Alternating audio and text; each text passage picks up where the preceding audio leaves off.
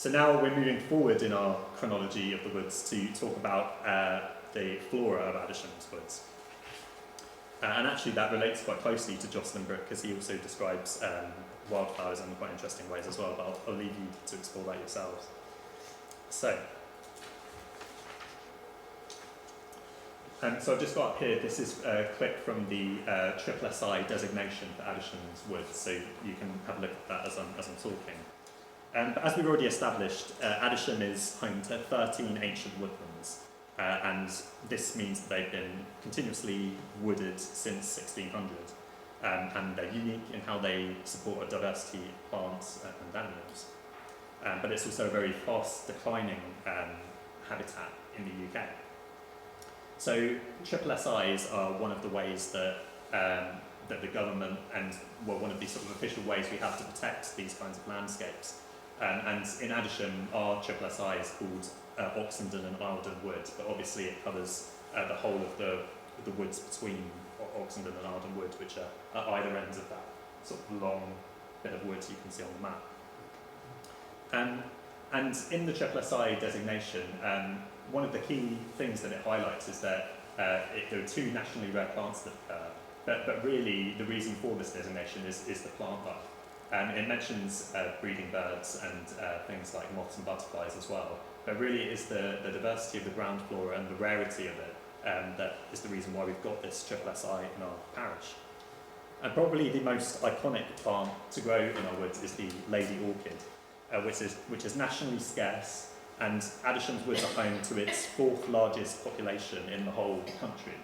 So there's a distribution map there, and they're literally the only locations where the lady orchid grows in the UK. The green is where it's been recorded in the last year. And Adisham has the fourth largest population out of any of these sites in the country. But really, although you can see there are odd kind of populations around the UK, it really is mostly confined to Kent. And being a member of the Kent Botanical Recording Group, the lady orchid is one of the Kent priority species. So there are three, and I won't be able to remember the other two now, but they are the sort of three species that the Botanical Recording Group is focusing on as a really sort of iconic Kentish species. So that's the lady orchid. But we also have a number of other plants that are on Kent's rare plant register, which is kind of used to sort of record and monitor the rarest plants in our county. And that includes the trailing tormentil on the top left, wild strawberry, lesser butterfly orchid, bird's nest orchid, and the white pelargonium. So there are three orchids in there. And yeah, so these are plants that are really rare across the whole county, but they are also rare across the UK as well. And we have populations of all of those in the SSI woods. But also, as I'll go on to explain, they are present in the other woods as well. And alongside these rare plant register plants, we also have a lot of plants that strangely, they aren't on the Kent Rare Plant Register, but they are generally quite rare in terms of their distribution. So we've got Viper's bugloss, we've got woodruff, and we've got herb Paris. And that is mentioned on the SSI designation as being not only an ancient woodland indicator species, but generally quite rare and significant. And then, speaking about ancient woodland indicator species, if you were to look at a list of plants that are known as ancient woodland indicators, and you can find these online quite easily, it's stunning how many are present in the woods. You can almost tick them off in a list. So I've only pictured some of them here, but we've got the common sway blade, which is an orchid. We've got the yellow archangel, bush vetch, wood anemone, wood spurge, the English bluebell, primrose, and butcher's broom imaged on there. But we have many, many others as well. And again, they are mainly present in the SSI woods. But as ancient woodland indicator species, they are present in the other woods as well. So I've also pictured the woods that aren't the SSI woods here. So we've got the woods up towards Bosington and then the Tower that's labelled there. And we tend to speak about the SSI woods when we mention the ground flora, but actually these other woods do have these species as well. but because the public rights of way don't go through these woods, there is one public right of way through Appleton Woods, which is as you go through Bosington. But obviously we only have Woodlands Road going through the Tower Woods. And because of that, it means that they aren't as extensively monitored as the SSSI woods. So the extent of these plants, the range of these plants, we don't really know to the same extent. But from the public rights of way, I know we do have quite a few ancient woodland indicator species in the Bosington Woods.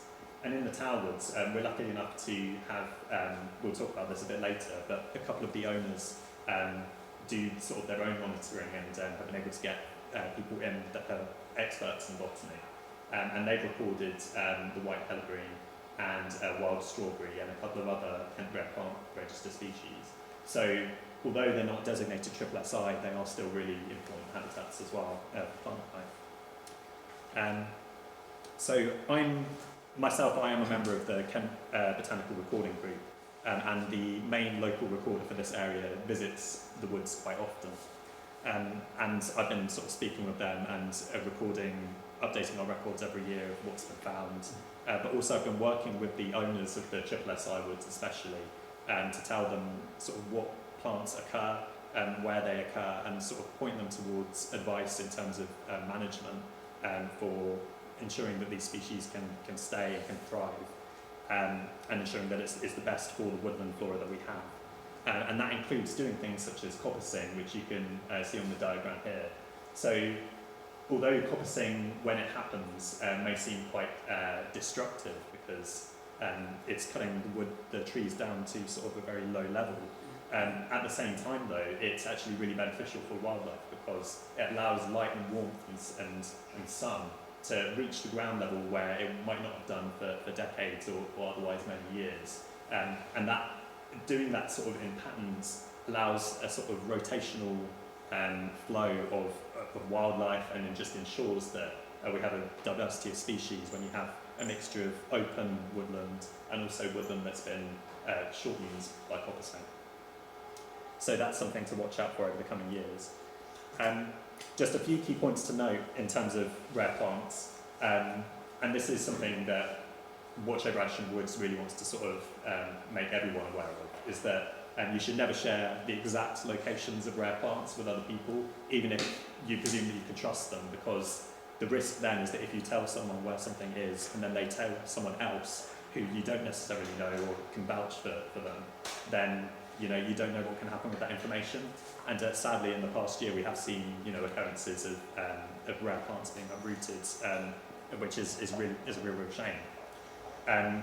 And generally, you should take care to not trample on rare plants or any plants. Don't pick them, don't uproot them. Generally, it's about ensuring that they're there for everyone to enjoy and there for the sake of themselves, not as something just to be admired by humans. And also always to observe the plants from the public rights of way. So don't be tempted to wander off into the woods to observe the plants. You can make contact with the owners if you wanted to do that, and Watch Over Adisham Woods could sort of help facilitate things. But generally, always stick to the public rights of way. And as someone that is a member of the Kent Botanical Recording Group, I would say that the greatest diversity of plants you can find are actually on the public rights of way. And there's a reason for that, and that's because that's where all the sunlight and everything can get to. And that's why they're there. So yeah, those are just a few bits of advice. And in terms of identifying wildflowers, this is my final slide talking about the flora. I've got a few bits of advice about that as well, because I know a lot of people have asked me about things that they found. So there's a few different things I'd advise if you want to identify something you've found.